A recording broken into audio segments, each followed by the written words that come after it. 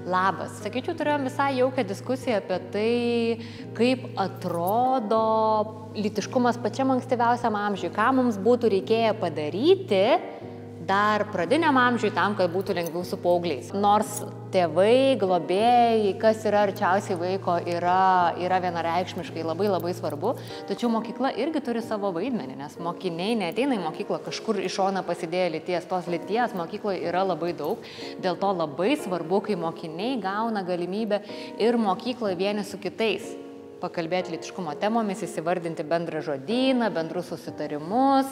Na, o patarimas, ką daryti, jeigu namie visiškai nesiseka, tai aš labai nuoširdžiai rekomenduoju deleguoti. Deleguoti seneliams, krikšto tėvams, mamoms, geriausiems jūsų suaugusiems draugams, treneriams, mokytojų paprašyti, pakalbėti apie šią temą, nes jeigu mes vieni jau nebegebam, tai atsiremim į savo kaimą, kuris gali padėti diskutuoti svarbiom temom su mūsų paaugliais. Nes kartais mes tėvai atsibostam savo vaikams ir tada reikia rasti ramščių iš mums svarbios aplinkos.